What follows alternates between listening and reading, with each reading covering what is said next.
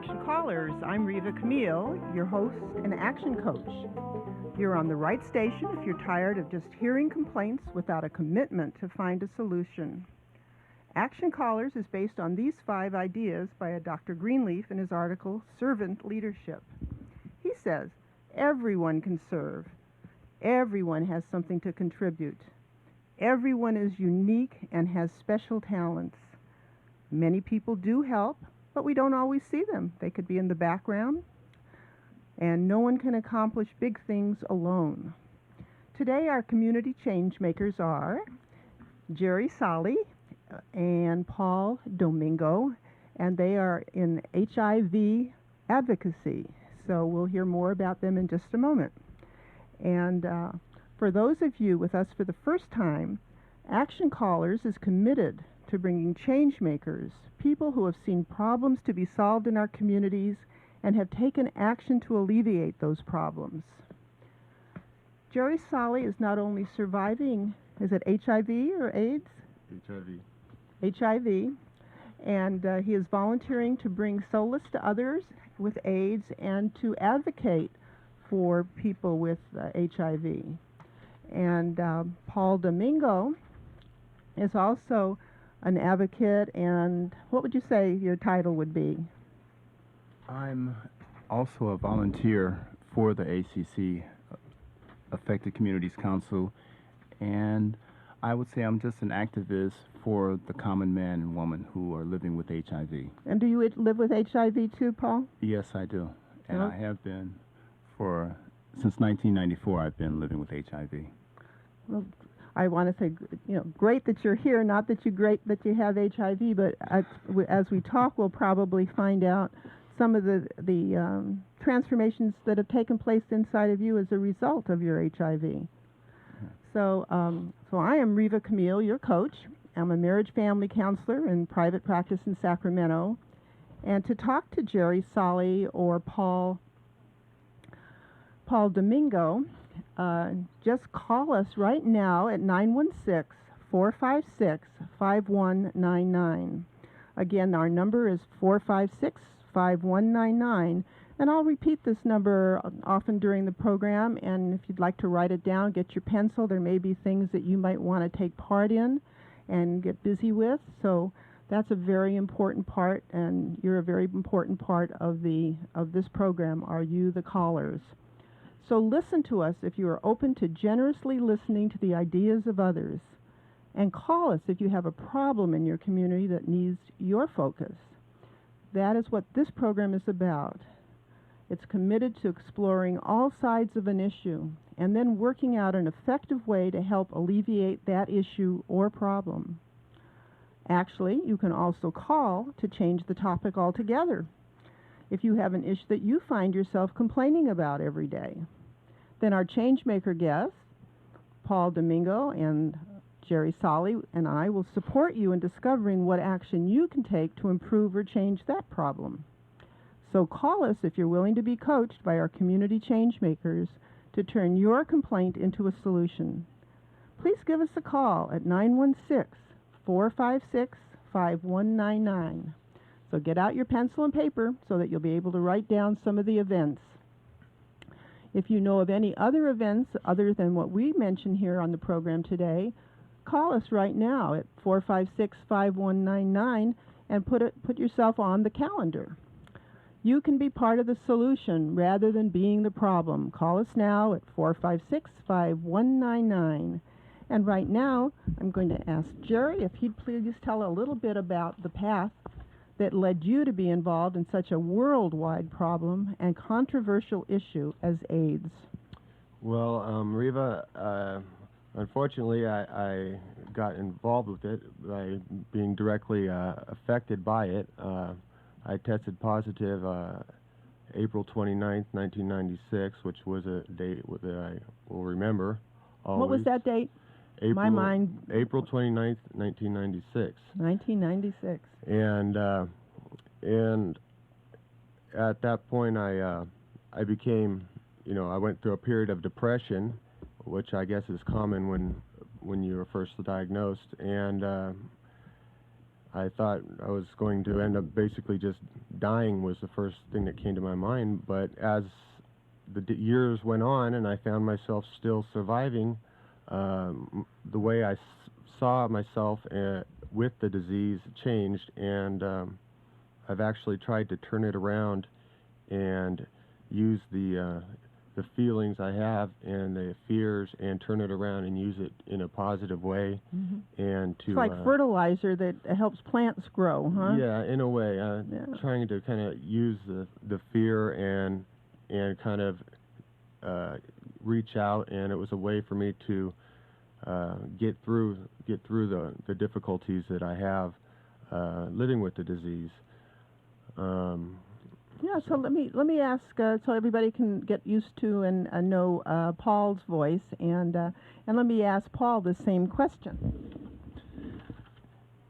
Yes, could you repeat your question again, Drew? Yeah, what got you on the path of helping and helping others and in AIDS? You know, what was your path to getting to here today? Almost, yeah. Well, just as Jerry has mentioned, having HIV is not something that I wanted, but it was something that put me on a path to assisting myself and others. And being a person of color, I found that what I had to offer to the African American community was basically a voice, an outlet to where I can be informative to them, because a lot of people, African Americans, were not aware of what they can do to combat the HIV illness, and most of them keep it to themselves because they feel that they would be ostracized from their family, their community. And so being able to be involved in ACC as a volunteer, as well as a positive speaker, and going to schools and churches, which I was very fortunate to go to the Greater St. Stephen's Baptist Church and speak on Father's Day. Wow. And it was really overwhelming, and I reached out to a lot of people, and I gave a lot of good information to people who, as I said, at times do not basically are not really that informed.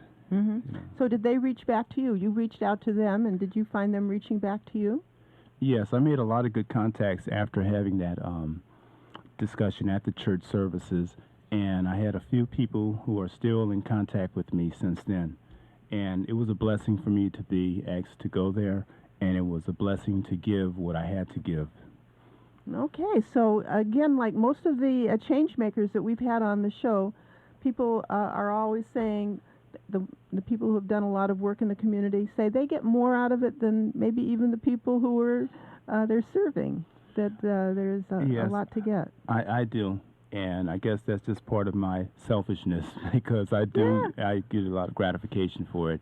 Yeah. And I'm pretty much privileged to be in this position to speak and meet the people that I've met since my diagnosis, since March 24th of 1994, which at that time, just as Jerry had spoken on, I was really depressed, and I didn't know what to expect from my family as well as the community, and I had thoughts of immediate death.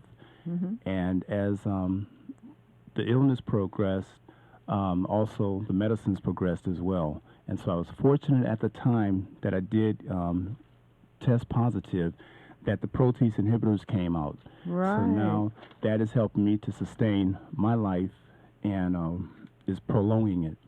Yeah. Well, these two guys are two big, healthy-looking fellas, so you look like you've done well.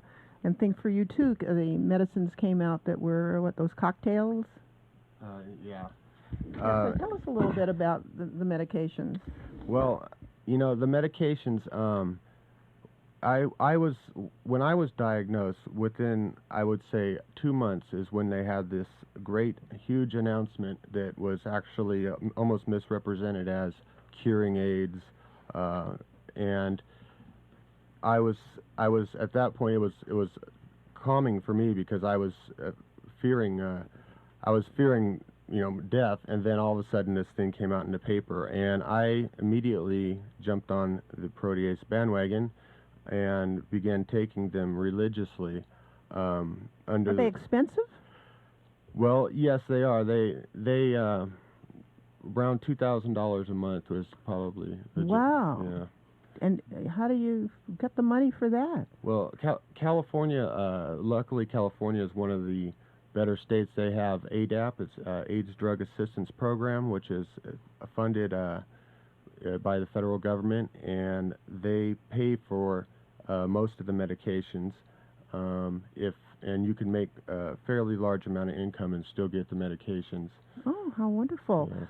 Yeah, listen, if any of you have questions like I do to ask Jerry or Paul, give us a call at 456-5199. They do want to talk to you and hear your questions so that they give you the information that you need in case you have a family member or you yourself thinks you might have HIV, or you found yourself maybe disowning your children or because they had it, or you found out things about them you never wanted to know, and maybe they can be helpful to you to think of some ways where you can mend your family, because many families do get pretty torn apart, don't they, Paul?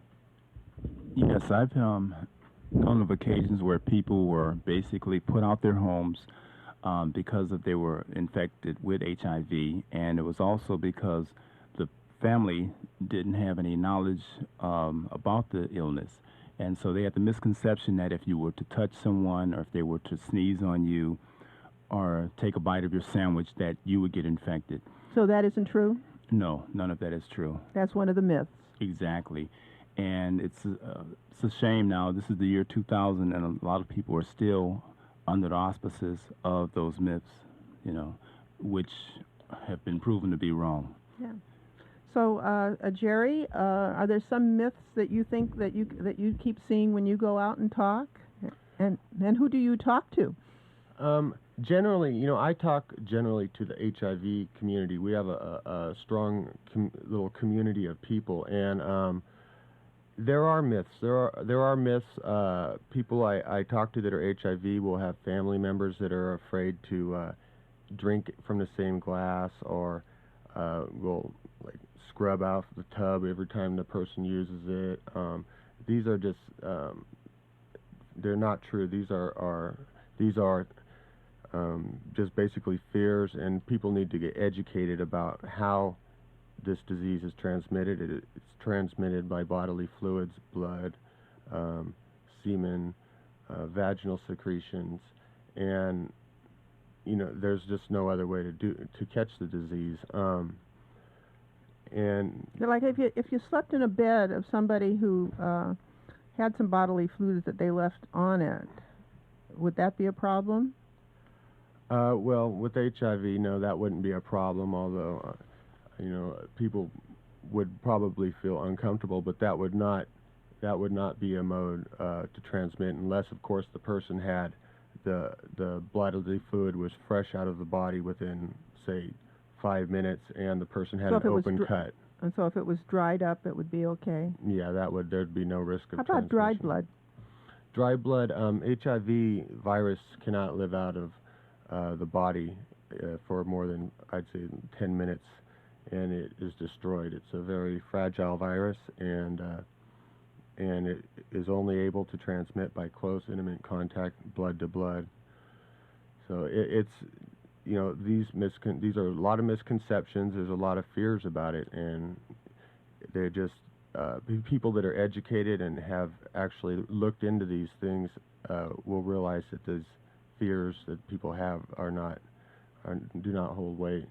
Yeah, so it looks like Paul has something here to say. Yeah, the basic ways that you can get HIV is if you are in a high-risk group, such as an IV drug user, having promiscuous sex, unprotected sex, and you also can get it at one time, from blood transfusions.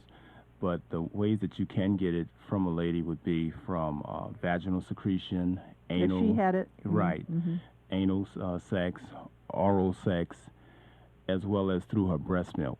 Mm-hmm. So those are some facts, as not myths. Okay, so we'll take a little break. Sacramento's Community Radio, The Voice.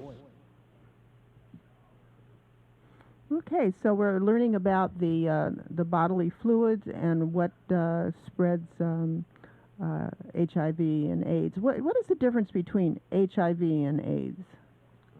I'll go on that. AIDS is a classification given by the medical field when a person's T cells reach 200.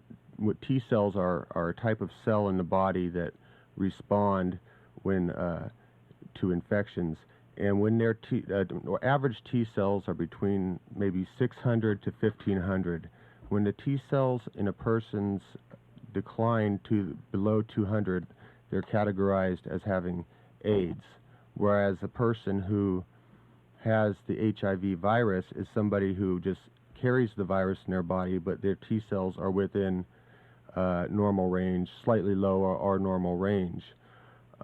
Generally, people that have AIDS are people that are more susceptible to catching these opportunistic infections.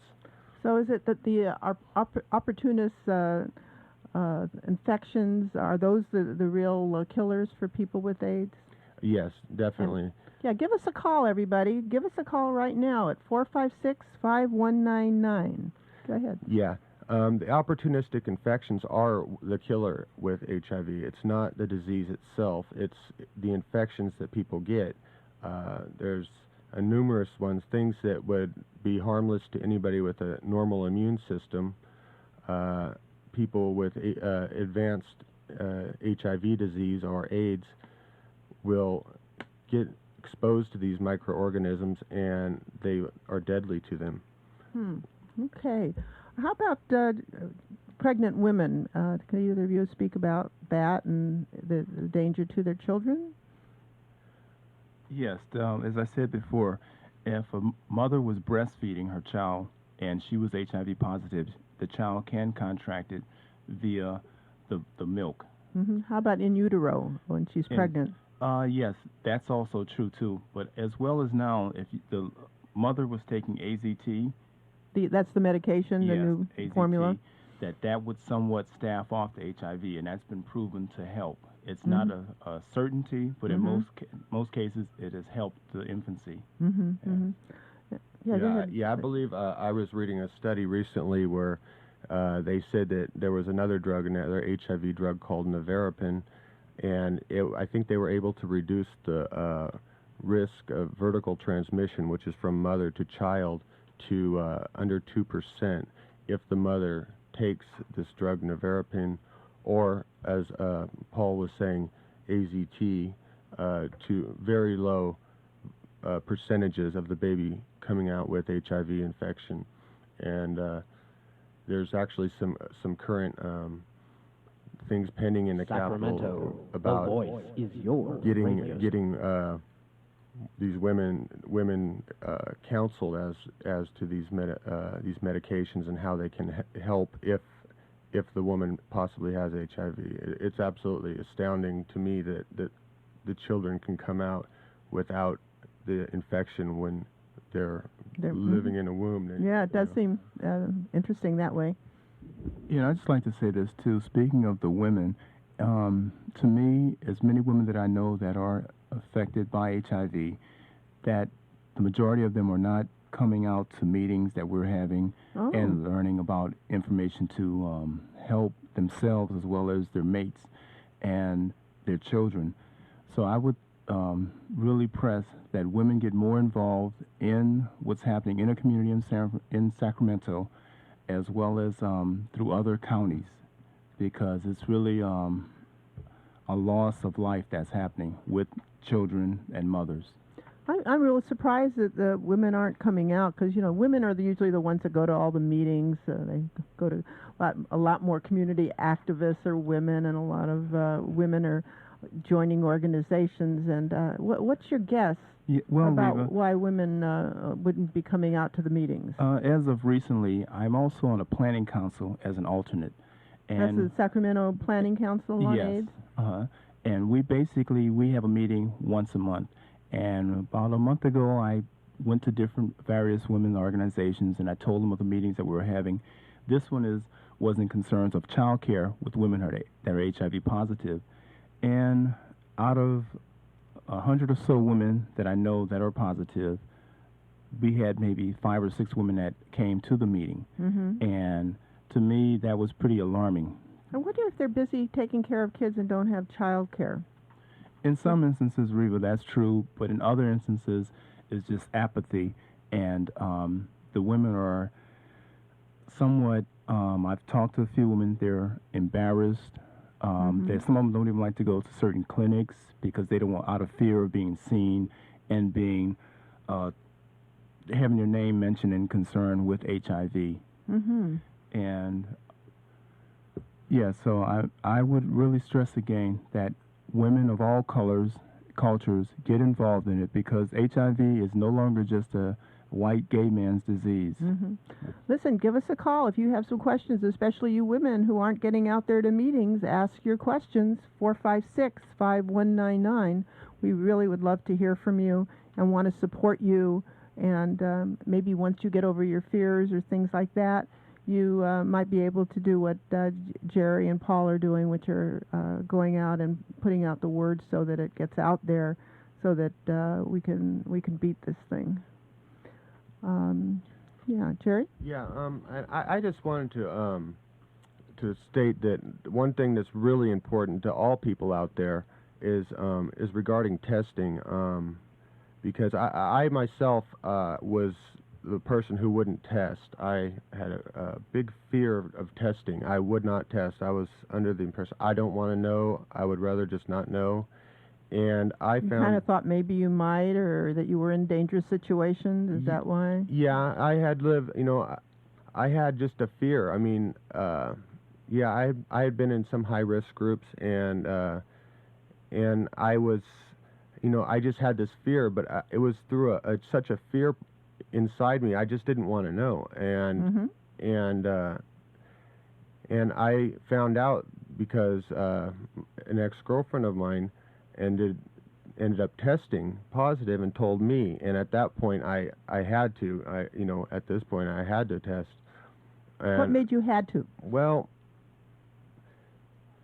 it was just, I knew at that point that I was... Your integrity? Yeah, and I knew at that point, and it was just, but you have all these feelings, when you have the possibility of a positive test. It's like you get death, instant death. Of course, that's what you first think is death, and you got, you're ashamed because you're afraid people are going to say, oh, this person is probably did some immoral acts or was involved in this activity, which is absolutely not true nowadays. Not for everybody. Yes, I mean, some people have done things that are that some people would look down on. Yeah. But the thing is to get well. Yeah, and I mean, and actually, the highest percentage of people getting infected nowadays are heterosexual women. That's the highest percentage right now. And who are they getting infected from? Generally, their partners. The men will bring it home. And you mean married women? Married women, single women. There's just a lot of people out there, I think, that aren't testing, that are putting themselves in risky situations and not testing.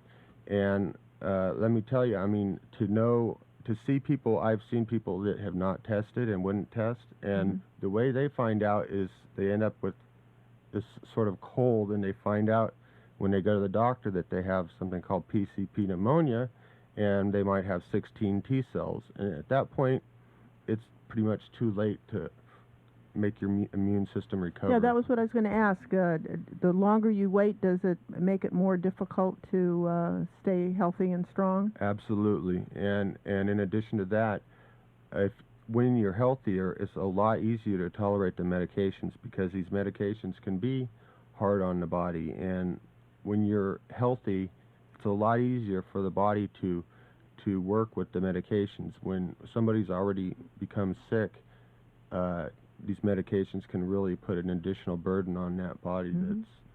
Yeah, so Paul, where are you in the process in your body and being able to tolerate the medication? Well, as I said, Reva, I had tested back in March of 1994, And at the time, it was like a double-edged sword.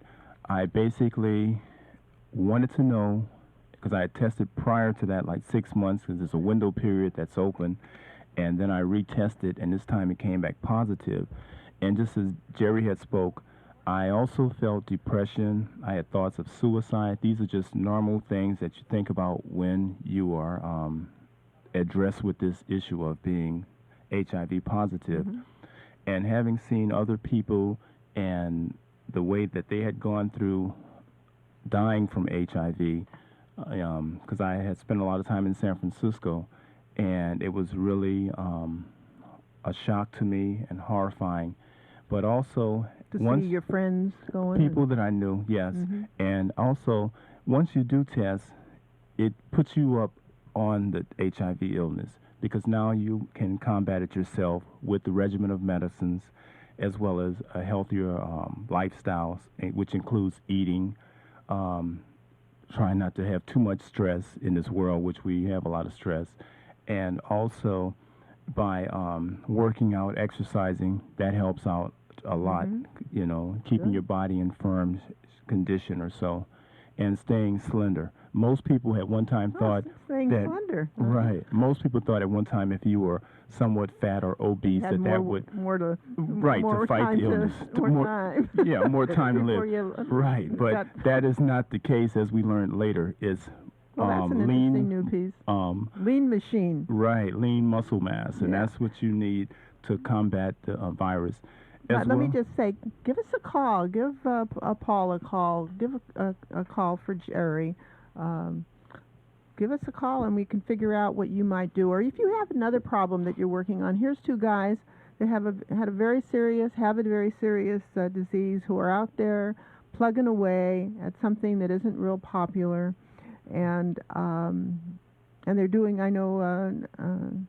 Jerry works at other things. I don't know what you do, Paul. Are you a full-time volunteer? Or? Yes, and as I said, I do positive speaking. I was trained through Breaking Barriers to do positive speaking, and since then I've gone on and I do speaking engagements by myself in conjunction with the Sacramento AIDS Foundation. And if you're out there and you're interested in being tested, there's lots of sites that it's all anonymous. And there's a good place, Harm Reduction Services, and they do testing, and they make you feel at ease, and they're good people to work with. Good. So when we come back from our break, we'll talk about where people can go to get those tests. Yes.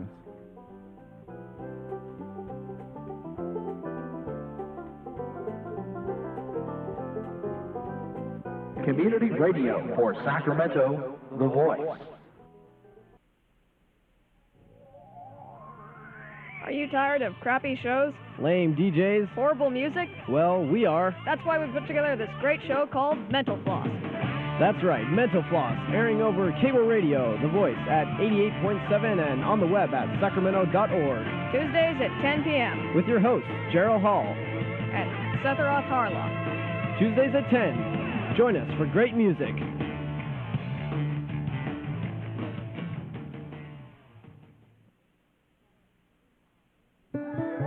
While our children's eyes are filled with wonder and curiosity, we're left to wonder if they'll ever be able to handle the challenges of the real world. Look closely at who they already are, at the things they discover on their own. To a child, playtime is a rehearsal for the real world they will inherit as adults. It's where they learn to be tolerant, to share, to communicate how they feel, to dream. Don't underestimate the power of play. A message from the American Toy Institute. McGruff here at the airport with some travel tips. Pardon me, sir. Say, aren't you... The crime dog. Yes, I recognize the pause. Is that your wallet in your hip pocket? Uh-huh. No good. Pickpockets love hip pockets. Oh. Put it in your front pocket or briefcase. Oh, yeah, sure, really. And hang on to that laptop computer. Put it down and someone else can pick it up. Hey, you know, you're full of good advice, McGruff. Just remember it. Put your wallet in a safe place, watch your bags and valuables, and you'll be helping take a bite out of crime. A public service message from the U.S. Department of Justice, the Crime Prevention Coalition, and the Ad Council. Hello, I'm Shane Carpenter, Program Manager of Sacramento's Voice. We at Access Sacramento are embarking on a grand adventure to bring local community radio back home. We've created a radio station that reflects the cultural enrichment of Greater Sacramento, and you can help. Call 456-5199 anytime and tell us what your community is doing and how we can help. Sacramento's voice is your voice. Together, creating community radio. Sacramento, the voice is your radio station. The Voice is 88.7 Cable FM and KYDS 91.5 FM Sacramento.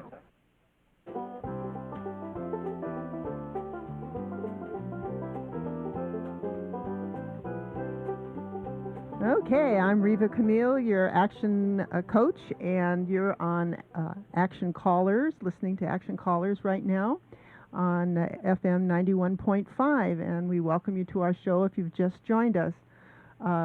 Our guests today are Paul Domingo and Jerry Solley, who are HIV advocates, and they have lots of information and they have lots of life experiences. And Jerry said, you know, right now he'd be willing to share some of his life experiences. I don't know if he's proud of them or not proud of them, or they helped him grow, or what they did, but maybe we'll learn about it right now. So you can call at 456-5199 and call us right here on Action Callers, and you can talk to Jerry and to Paul. And so right now, you want to tell us, Jerry, what you had in mind? Yeah. Well, I was just saying, after after I had tested positive and I got over the initial depression, I kind of acted out, and just was almost on a suicide course, where I started getting in having a lot of problems and getting in trouble and getting into drugs, and I ended up getting myself into prison. And I remember, and this is in Vacaville. Vacaville is where they put all HIV people in prison. Mm-hmm. And I remember sitting in there and just feeling, the lowest of low. You're in here and you have HIV, mm-hmm. and you're still alive, and, it was in there that I really started feeling the need to do activist work. How come? Why in there? What was that about? Well, part of it was there was a lot of time to, and that's realistic. But there was also a lot of people who needed help. There was a lot of people in there that didn't have a lot of understanding about the disease. That didn't know how to write well. That had medical concerns. And what I started doing just on my own is helping people in there. And then you had already had a lot of information about HIV by the time you got there to the prison? Yeah, well, I did a lot of reading. I did a lot of reading on it, and I did some work with the HIV peer education in Vacaville. Mm-hmm. And eventually I was what they call the IAC medical advisor, which was like a liaison type of person between the inmates and the medical director of the program. So I would bring the concerns and complaints of the group to the chief medical officer. Oh. And you got to be a leader. Yeah, and I never really felt that in me before, but this it kind of was it was an experience that allowed me to grow. And as I came out, that kind of work I decided to keep up on it, and I've been doing it. Still, I'm also a volunteer with the legal services, and I assist people at CARES. And which legal services are you with? Northern California Voluntary Legal Services. I act as I'm a volunteer there, and as well as I do work with people at CARES. And what's CARES? CARES is the organization that tends to almost all of the medical concerns of people with HIV in Sacramento. Center for AIDS Research and Education.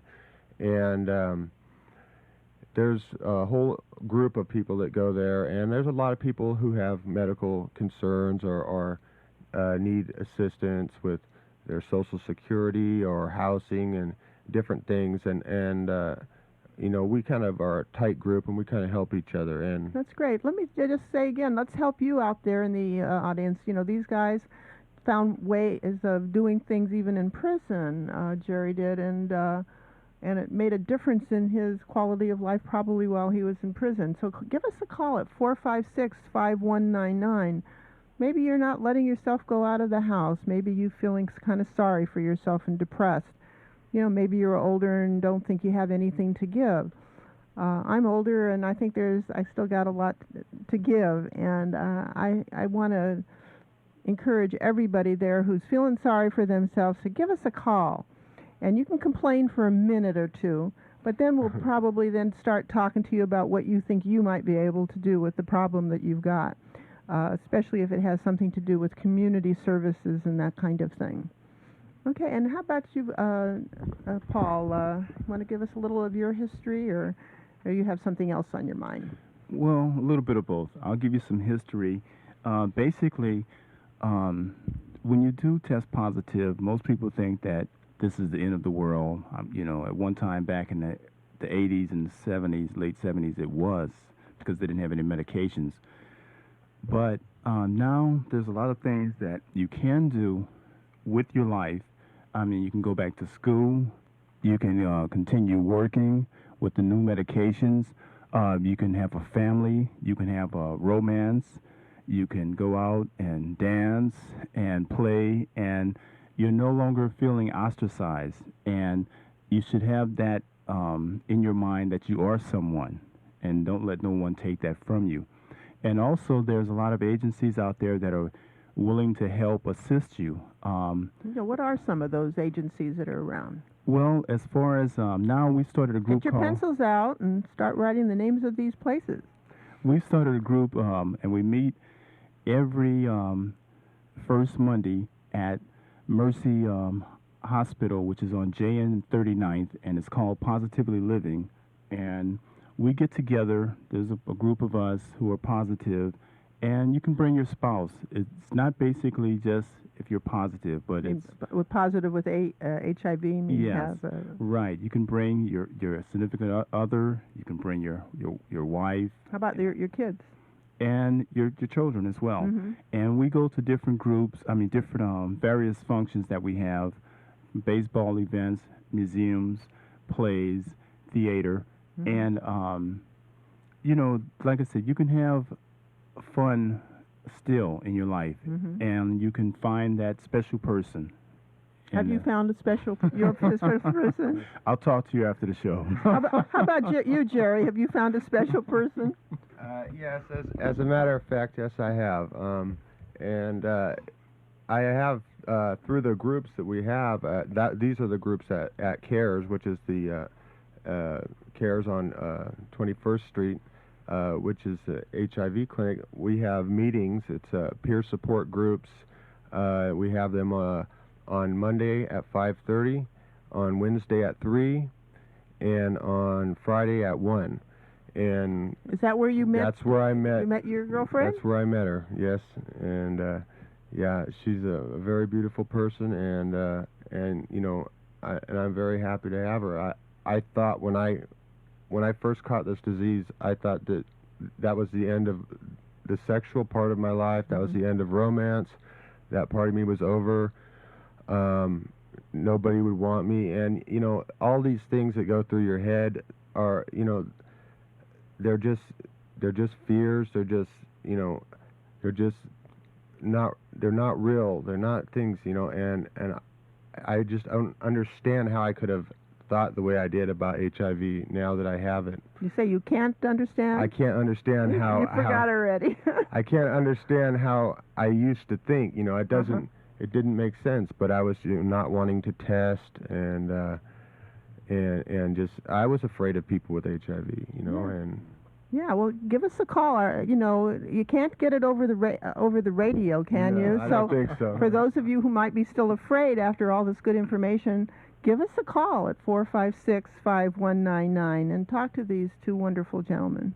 Also, Reva, there's some options that you can have as far as treatment with HIV, because sometimes you have neuropathy, which is similar to arthritis in your joints, and you get that through the medications. So there are agencies out there, such as HealthQuest, that will provide with massage therapy, and there's a Awesome. good masseuse. Her name is Mary Bennett. Hi, Mary. And also, you have different agencies that will take you places like breaking barriers if you need rides or so, if, for appointments to medical appointments as well as shopping or so. So some of our listeners could even be volunteers and do driving. Exactly. And be there They're to always help looking people. for volunteers. And as well as I said, HRS, which is the Harm Reduction Services, they provide you with anonymous testing as well as a place to go to talk to people. And sometimes we just need someone to talk to. And What about housing? If you've been thrown out of the house and you're not feeling well enough to work, is there halfway houses or anything like that?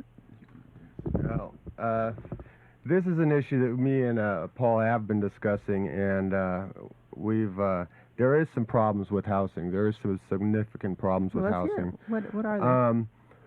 Well, part of it is, as for me and Paul have been talking about, a lot of people that, especially a lot of people coming out of jail in prisons come out and they have HIV.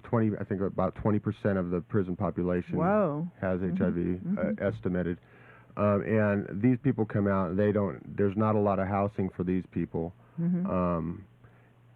as well as food stamps they're ineligible for if they've had any drug felonies. So they have a real hard time.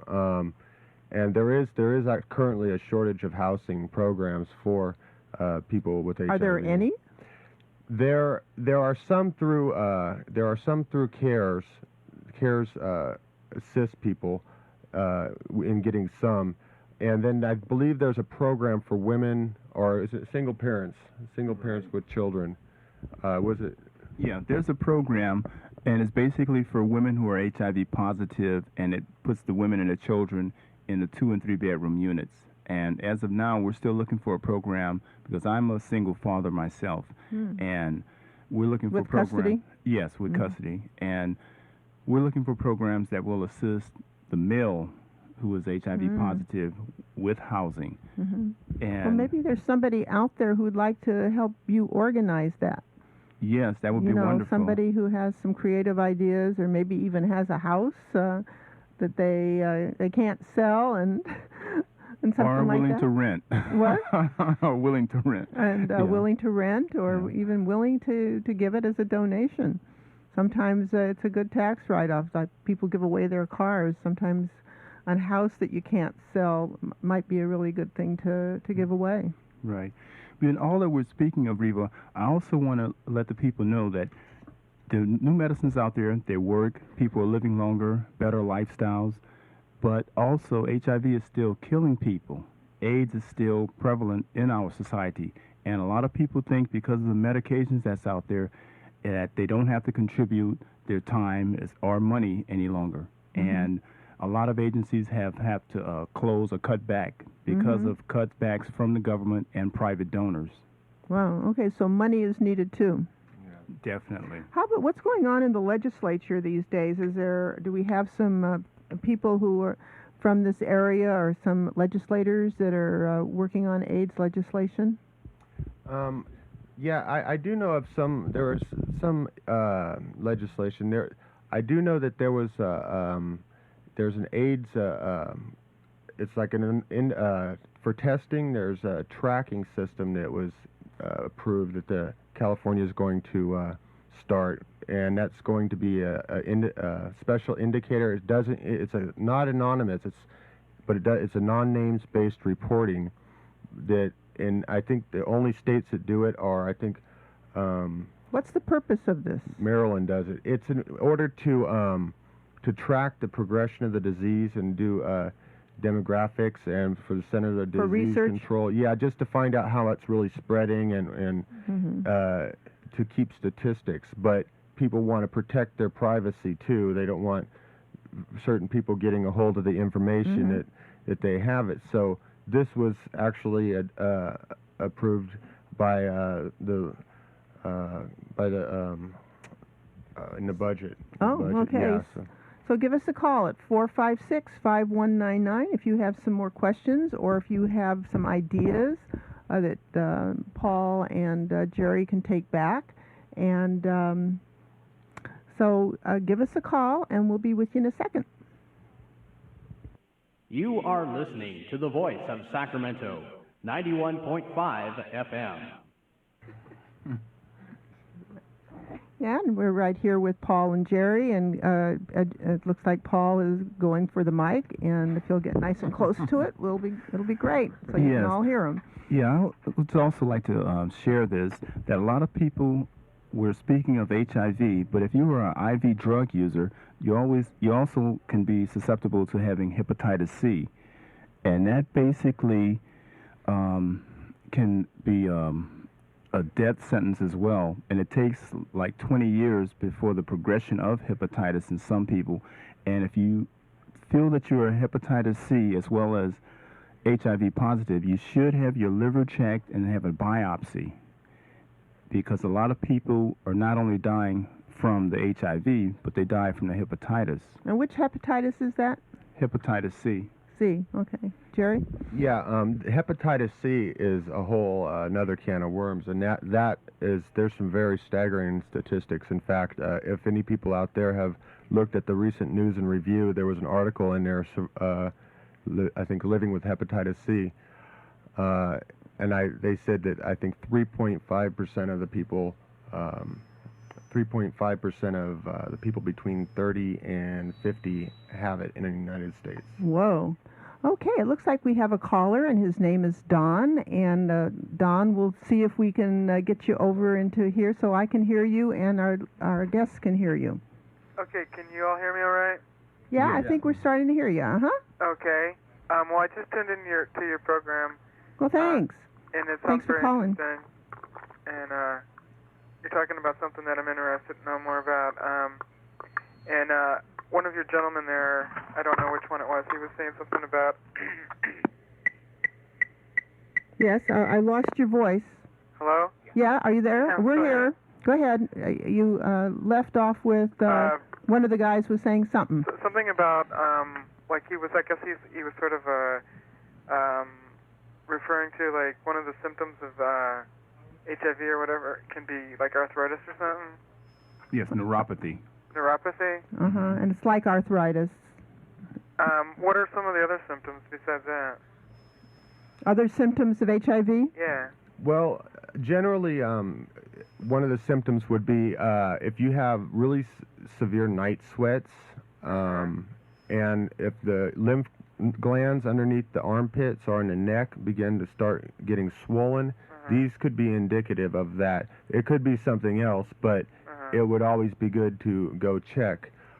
Also, if you have what they call wasting syndrome, and what you're kind losing of syndrome? Wasting syndrome, and wasting? Yes, and you're losing a lot of weight. Without cutting out food. Right. I mean, you can still be eating the same amounts of food, but then you're having diarrhea. That's another sign too. Yeah.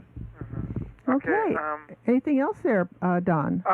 Well, no, that's basically it. But I've been tested, and they said it's been negative. But there's this person that I've been dating for about a year and a half, and I don't know if they've been completely faithful or not. But it's just that I've been working lately. I started working this job recently.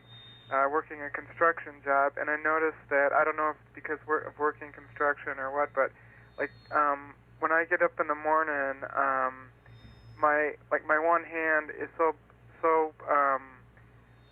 like stiff and puffed up and sore I can hardly open and close my hand, and I was just wondering if I don't know if it's from the job that I've been doing or it's from something else, you know, kind of like what you were referring to, like arthritis, because it kind of feels like arthritis, and I don't really have too many of those other symptoms, but that just sort of made me think in that direction. Well done. You know, there's a 6-month window period. There's a 6-month window period, so maybe you should go test again if you have these feelings. Yeah, and definitely, and see a doctor regarding that. You know, a doctor would be able to ascertain whether that would be something that could be caused by that. Neuropathy is generally something that people get with more advanced HIV disease or as a result of the HIV treatment medications causing nerve damage, and it's a tingling and a numbing sensation in the feet. I was thinking, Don, one of the thoughts I had was that you might be getting some carpal tunnel thing. You know, if you're holding a hammer all day in one position, sometimes you can start to develop carpal tunnel, and you might want to see your doctor about that. Okay. Anything? Well, thank you very much. You're welcome. Okay. Okay. So thank you very much for answering his questions, and I think hopefully he can feel a little better and take care of himself. Yes, if he continues to go at the rate that he's going as far as checking his blood, having it tested, he's doing the right thing, which most people... Yeah. Is there a phone number for testing that you might have?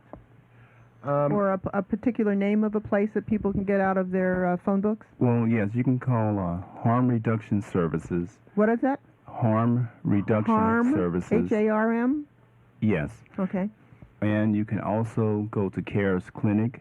CARES, CARES, for those who've just turned in. Yeah, and their number is area code 916-443-3299, and they'll be able to refer you to the test sites in the city. And by all means, I encourage everybody out there to test, and for both hepatitis C and HIV. And in addition to that, if you have HIV and you're keeping it a secret, I encourage you don't perpetuate the stigma of HIV. You know, it's okay. There's a lot of us out here that have it, and the more people that say that yes, we have it, the more strong we are as a group. You know, and we can't continue to perpetuate this. Also, I'd just like to say, for those people who want to become an activist in the fight against HIV, you should call the Planning Council of Sacramento and actually speak to Mrs. Alfreda Dejean, who's been very helpful to me and to most people that she meets. Very charming and warm person. And that's the Sacramento Planning Council. Great.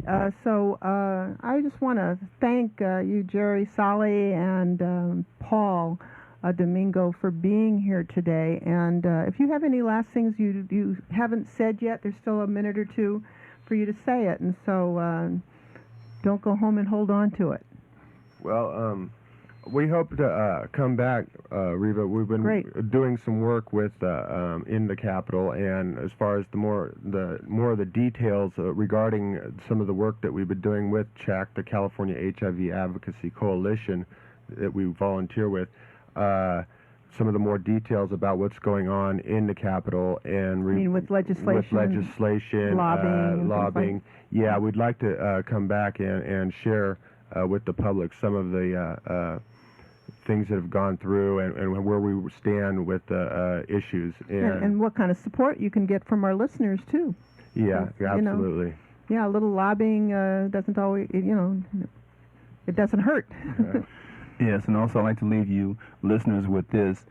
If you're in a monogamous relationship, stay in it. And if come to me for marriage counseling if you get any support. Yeah, go to Reva for marriage counseling. And if you're in a high-risk group, which includes male prostitution, female prostitution, IV drug usage, even smoking crack and having sex for drugs, you would want to stop doing those things, because in the long run, it's going to end your life. And not only end your life, but make your life miserable as you're doing these things. Great. Anything else, Jerry? Yeah, and I just would like to urge all people of the, especially in the community of color who have been disproportionately affected by this disease, to come forward, start testing, and empower yourself to take charge in your community and take pride, and we can get over and we can manage this disease. You know, there are treatments, you can live with it, and I urge everybody out there to be responsible and do this. Paul, thanks, and Paul thought of one something more else. thing Jerry thought made me think of one other thing I'd like to share. In African African American community basically has always had the church as its foundation. And I would say to all the people of color to go back to your church, and hopefully your church pastor or reverend, deacon or minister will be insightful enough to assist you and to share and talk about these issues that are affecting the black community. And thank you very much for having us both on. It's been great having you.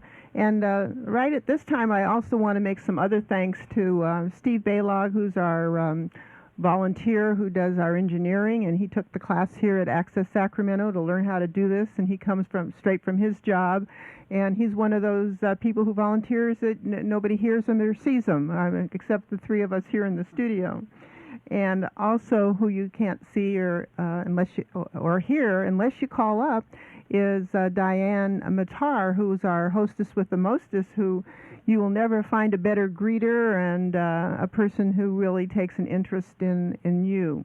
So and every other week we have Michael Geller as our radio engineer, and so he's got the day off today. And so I want to let you know we have an email site, which is actioncallers@hotmail.com. And let's see, hotmail.com, actioncallers@hotmail.com. And remember, your voice can be heard on this station, FM 91.5, by telephoning me, Reva Camiel, at 916-456-5199 and leave a message. This is a state-of-the-art program where we will use every form of communication, written, spoken, to become seekers of solutions for the many problems that face our planet. Be part of the solution rather than being part of the problem. We will use the messes in our life to get to semi-well-ordered solutions. And again, thank you so much, Jerry Solley and Paul Domingo, for your continuing energy towards creating a world that is ongoingly being created by all of us. And thank you for your support to our community, planet Earth. Tune in next week on Access Sacramento for more community change makers, and stay tuned for my other show called Interaction, where I'll have some wonderful fairy tales being told today, and they have a meaning. So call in for the meaning of our fairy tale. So, bye.